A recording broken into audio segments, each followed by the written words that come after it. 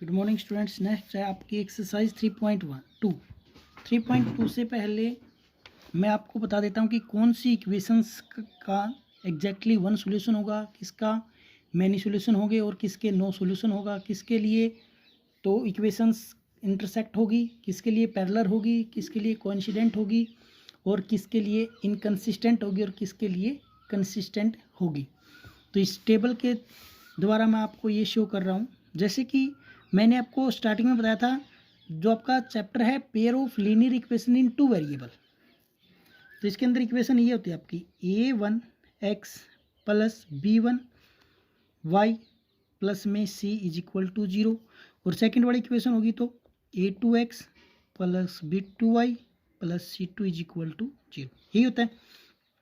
अब टेबल के द्वारा मैं आपको शो कर रहा हूँ, अगर a1 a2 not equal b1 by b2 है, या फिर मान लो a1 बाई a2 इक्वल है b1 बाई b2 के बट नॉट इक्वल है c1 बाई c2 के, या फिर a1 बाई a2 इक्वल है b1 बाई b2 के और इक्वल है c1 बाई c2 के, यानी कि a1 by a2 b1 by b2 c1 by c2। अगर a1 by a2 not equal b1 by b2 है तो आपका आ जाएगा, जो आपकी लाइन है वो क्या होगी, आपकी इंटरसेक्टिंग होगी। ठीक है, क्या हो जाएगी, लाइंस आर इंटरसेक्टिंग हो जाएगा, लाइंस आर इंटरसेक्टिंग। ठीक है, तो आपकी जो लाइन है वो क्या आ जाएगी, इंटरसेक्टिंग हो जाएगा। ठीक है, और जब a1 by a2 equal b1 by b2 but not equal c1 by c2 हो तो आपकी लाइंस क्या हो जाएगी, लाइंस आर पैरेलल हो जाएगा, लाइंस आर पैरेलल। ठीक है, और जब a1 by a2 b1 by b2 c1 by c2 तीनों इक्वल हो तो लाइंस आर कोइंसिडेंट हो जाएगा। ठीक है, ये तो होती है प्रतिच्छेदी। ठीक है, प्रतिच्छेदी रेखाएं हो जाएगी। ये हो जाएगी आपकी समांतर समांतर रेखाएं, और ये आपकी हो जाएगी समपाती समपाती रेखाएं। ठीक है, ये हो गया आपका। अब क्या है कि अगर इंटरसेक्टिंग लाइन है a1 by a2 not equal to b1 by b2 है तो इसका यूनिक सॉल्यूशन होगा, या फिर इसको आप बोल सकते हो कि एग्जैक्टली वन सॉल्यूशन होगा इसका, एग्जैक्टली वन सॉल्यूशन या फिर यूनिक सॉल्यूशन, या फिर इसको बोल सकते हो यूनिक सॉल्यूशन। ठीक है, यानी कि अद्वितीय हल क्या हो जाएगा, अद्वितीय हल हो जाएगा, एक अद्वितीय हल। अगर a1 by two equal b1 by b2 but not equal c1 by c2 है, यानी कि लाइंस पैरेलल है, समांतर है, समांतर है तो क्या हो जाएगा, अगर लाइन समांतर है तो नो सॉल्यूशन आ जाएगा नो सॉल्यूशन, कोई हल नहीं, यानी कि इसका कोई हल नहीं होता, कोई हल नहीं। अगर आपका कोइंसिडेंट है, संपाती रेखाएं हैं, तो आ जाएगा many solution, infinitely many solution. ठीक है, अनेक हल, अनेक हल क्या हो जाएगा, अनेक हल हो जाएगा। अब है ना, इसके अंदर रह गया आपका एक टॉपिक और, कंसिस्टेंट इनकंसिस्टेंट, संगत और असंगत। जब a1 by two not equal b1 by b2 है तो क्या होगा, कंसिस्टेंट होगा, क्या होगा, कंसिस्टेंट। ठीक है, अगर a1 by a2 equal b1 by b2 but not equal c1 by c2 है, यानी कि समांतर रेखाएं हैं, पैरेलल है, तो फिर हो जाएगा इनकंसिस्टेंट। क्या हो जाएगा, इनकंसिस्टेंट। और जब तीनों इक्वल है a1/2 b1/b2 c1/c2 समबाती रेखाएं हैं तो फिर कंसिस्टेंट हो जाएगा, यानी कि संगत, असंगत और संगत, ये हो जाएगा। तो एक्सरसाइज 3.2 में सिर्फ आपको यही बताना है कि जैसे इसमें से कुछ भी पूछ सकता है, विप्रतिच्छेदी रेखाएं हैं, समांतर रेखाएं हैं, संपाती रेखाएं हैं, अद्वितीय हल है, कोई हल नहीं है, अनेक हल है, या संगत और असंगत। तो ये टेबल आपको अच्छी तरह से लर्न कर लिए। अब जैसे कि इसके बाद है आपका एग्जाम्पल नंबर 4 है।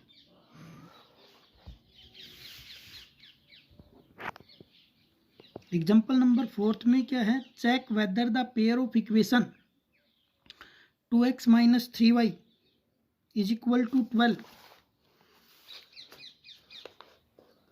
Is and x plus 3y minus 6 is equal to 6 is consistent, if so solve them graphically.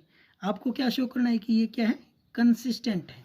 तो कंसिस्टेंट कब होगी, कंसिस्टेंट होगी जब a1/a2 नॉट इक्वल b1/b2 हो, या फिर a1/a2 equal b1/b2 equal c1/c2 हो।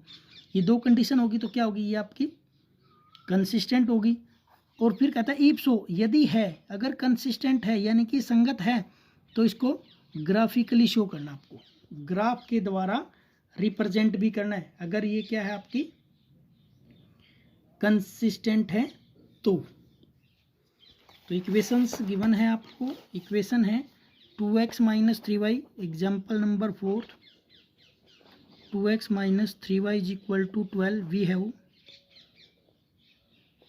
और एक है आपके पास x plus 3y is equal to 6।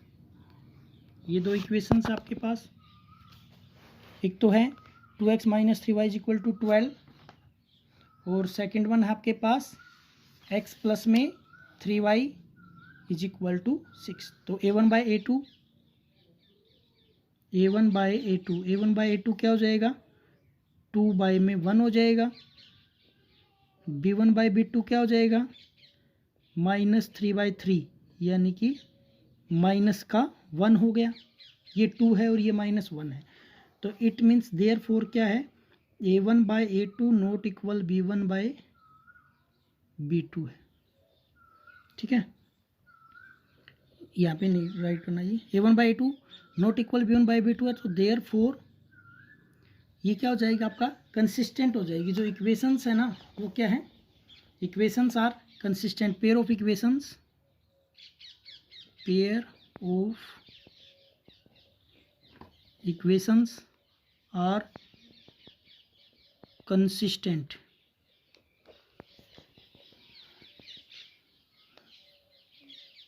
SIS, ठीक है, कंसिस्टेंट। ये आपकी कंसिस्टेंट हो जाएगी, संगत हो जाएगी। दी गई समीकरण,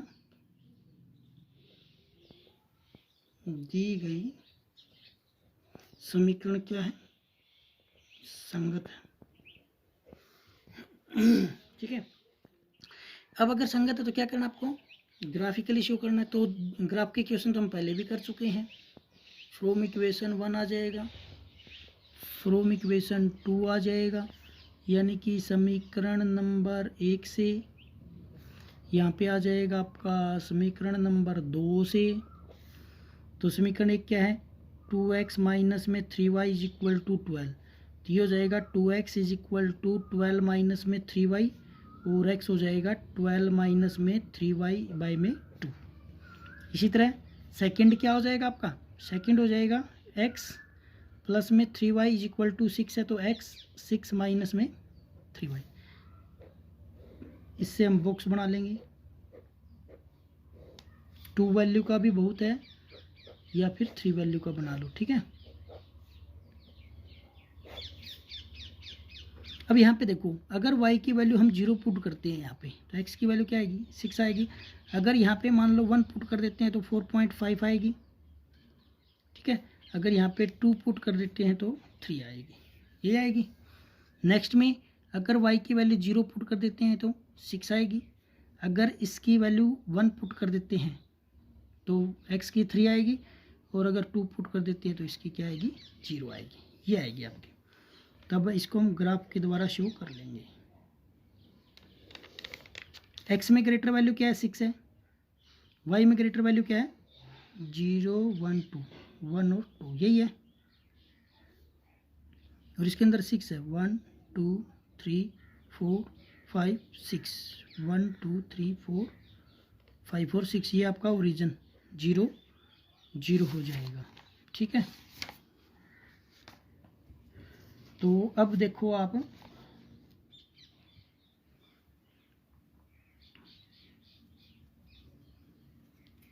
अब इसके अंदर क्या पॉइंट आपका, x की 6 और y की 0, तो ये पॉइंट आ गया। x की है 4.5 और y की क्या है 1 और 4.5, तो यानी कि ये आ गया आपका। फिर है x की 3 और y की 2, x की तो 3 और y की 2, यानी कि ये वाला पॉइंट आ गया आपका। नेक्स्ट में x 6 और 0, तो ये हो ही गया आपका। ठीक है,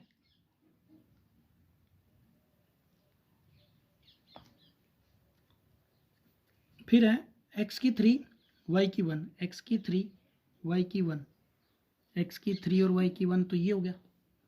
फिर है x की 0 y की 2, x की 0 और y की 2, x की 0 y की 2, यानी कि ये हो गया आपका।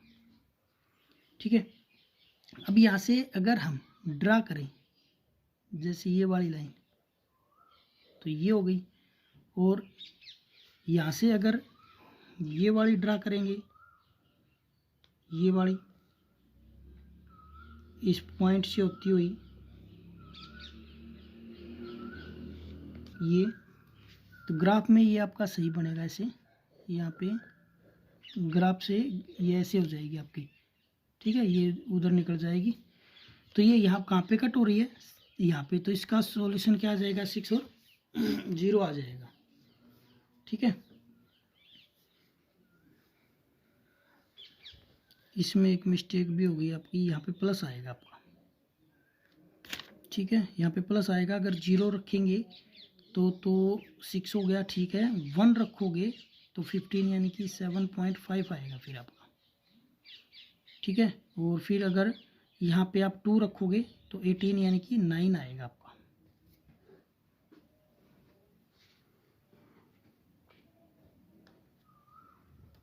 ये आएगी आपकी वैल्यू। तो यहाँ पे थोड़ी सी मिस्टेक हो गई, यहाँ पे जो -3 है वो इधर आएगा, +3 हो जाएगा आपका। और यहाँ से अब जो वैल्यू है ना, इसके अकॉर्डिंग अगर सोल्व करोगे आप, तो 6 और 0 पॉइंट तो सेम है आपका, 1 है y की वैल्यू, तो 7.5, जो 7.5 यानी कि 6 7 7.5 यानी कि यहाँ पे आएगा आपका पॉइंट। ठीक है, ये पॉइंट यहाँ पे आएगा, और फिर 7 8 और ये मान लो आपका 9 हो गया, 2 है 9 9 2 यानी कि ये आपका यहाँ पे आ गया। तो ये ऐसे बनेगा आपका ग्राफ, ये लाइन आपकी ऐसे आएगी, यहाँ पे नीचे की तरफ आएगी ये लाइन। एक तो ये आएगी आपकी, ये वाली तो सही है। ठीक है, 6 0 1 3, y की 1 3 और 1, ये वाला हो गया आपका। एक तो ये वाली लाइन तो सही है आपकी, ये वाली तो, और एक ये लाइन आ जाएगी आपकी, ये नहीं आएगी, ऊपर वाली नहीं आएगी। ठीक है, तो ये आपका ये सॉल्यूशन हो जाएगा।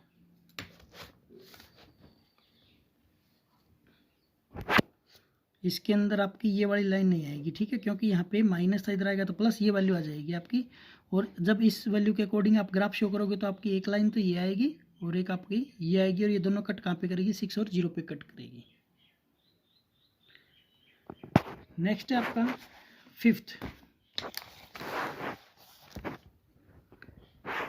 फिफ्थ में क्या है, फिफ्थ में कहता है कि graphically find whether the following pair of equations have unique solution, no solution, infinitely many solution. भी आपको ये पता करना है कि जो इक्वेशन गिवन है ना उसमें आपके यूनिक सॉल्यूशन है या नो सॉल्यूशन या इनफाइनाइटली मैनी सॉल्यूशन है। तो नो सॉल्यूशन यूनिक सॉल्यूशन कब आएगा? जब a1/a2 not equal to b1/b2 हो। और नो सॉल्यूशन कब आएगा? जब a1/a2 equal b1/b2 but not equal c1/c2 हो। और आपका मैनी सॉल्यूशन कब आएगा? जब a1/a2 equal b1/b2 equal c1/c2 हो। तो ये देखो आप, जैसा कि ये इक्वेशन है आपकी, अगर इसको सोल्व करेंगे यानी कि जो 5 आपका एलसीएम लेके सोल्व करेंगे तो यहाँ पे क्या हो जाएगा आपका 15 हो जाएगा। 15, 24 और 3, फिर 3 से डिवाइड करेंगे तो इक्वेशन ये आ जाएगी। ये दोनों इक्वेशन की आपकी same a1/a2 equal b1/b2 equal c1/c2 है। तो तीनों के तीनों सेम है, तो इट मीन्स क्या होगा? इनफाइनाइटली मैनी सॉल्यूशन, यानी कि एक लाइन के ऊपर ही दूसरे वाली लाइन आपकी आएगी।